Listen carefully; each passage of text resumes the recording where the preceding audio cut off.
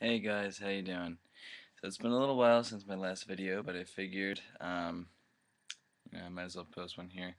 I've been doing all kinds of fun, interesting hunting related activities and whatnot.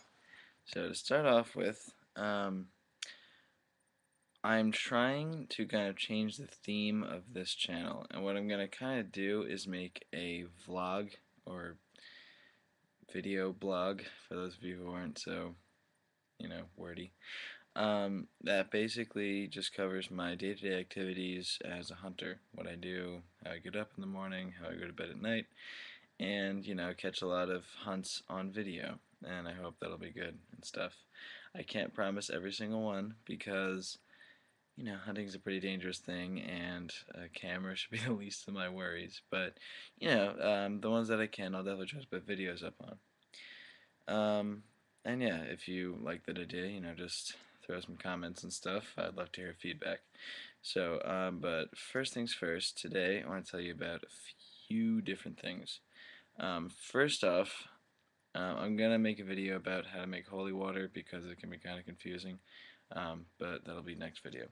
Okay, so first, I went to the neighborhood Barnes & Noble today and picked up the zombie tarot. Now, first thing, I've never met a zombie, and second thing, uh, I don't really believe in the tarot super duper hard. But I am such a collector of tarot cards, it is ridiculous. And I figure that, zombies, they're pretty big, they're something that just about everybody can rely heavily on as being an evil badass. So I recommend picking them up. The pictures are actually kind of cool. Um, they're kind of like 50s like cutout art, the best way to describe it. And the box has that's like the interior on it. It's just like an ammo case. It's so cool. But yeah, so like that's kind of a bad example. Here you go. Okay, here is the Seven of Wands, and it's like all this like crazy like cutout 50s art style. I love it. It's so cool looking. There's actually there's a really cool one in here. Yeah, okay. So the Fool, which is like the first part of the major arcana, is like this guy, and it's like this guy is like walking around as all these zombies are like popping up around him. Kind of reminds me of Night of the Living Dead, which is one of my favorite movies. Anyway, so yeah, just cool thing there. Okay, now on to the important things.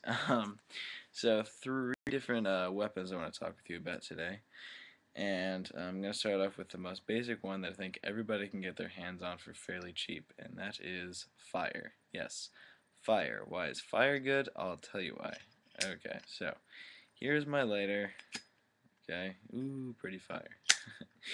um, Fire can be used in a lot of different ways. First off, fire pretty much burns anything, and it can be used for lots of things. It can be used to destroy a fetter. It can be used to burn a Wendigo, which is not always easy. It's a great tool to have, especially for dealing with remains, or like if you have a Wendigo and it's dead, or if it's you shot it in the heart with silver and now it's down, burn it and you're golden. Um, Always have fire on you. Always have like a lighter fluid with you. Always have some kind of ignition source. Fire will always be a useful thing. Always have it with you for whatever situation, because trust me, you will find it, even as just a light source, a great thing to have. Okay? So, number 2 on the list is this thing. This is a stake. It's made of oak dowel. Um, Now, stakes do not work on vampires. I mean, not really anyway.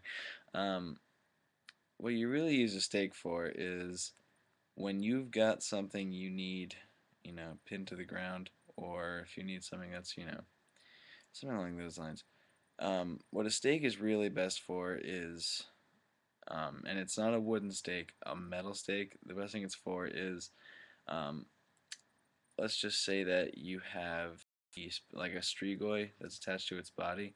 After you burn the corpse, you place an iron nail above the grave, and that supposedly stops it from rising.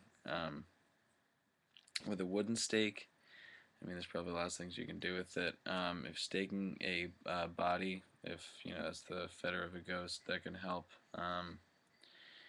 There's lots of different uses for it. You can like coat it in hyssop oil and try and go after a hellhound with it if you want to. I don't recommend doing so, but hey, go for it. But yeah, I'd say have like one or two stakes around, just in case you need them. And for those of you who like that idea of a metal stake, here is a big steel nail. That'll serve your purposes for strigoi staking. Last on the list is something I like a lot, mostly just because it's a lot of fun to whip around, but that is a katana, okay? So, this is a full tank katana. It's worth about like $2,000. But anyway, um, wouldn't sell it for the world. Maybe, I don't know, cash has been getting kind of ridiculous lately. But anyway, katanas are a great thing. They're very sharp, they're very durable, they're reliable. They're great for beheading, just so you know. And yeah, they're really, really great tools. You gotta sharpen them though, you gotta take care of them. They require a lot of time and effort. And you gotta do everything the right way, otherwise they're prone to breaking. But they're wonderful tools. Their uses are limited. Beheading works in just about anything, but yeah, okay. Um, the steel content in here is actually a lot of iron, which is nice. So it works better on ghosts than like your average like steel. Um, and yeah, it'll usually help out with it a lot. So yeah, next video I'm going to show you about how to make holy water, and also it's a creation that I made called a buster round, which is basically like pepper spray for evil, and it comes in a shotgun shell. So, alright guys, enjoy your night, and happy hunting.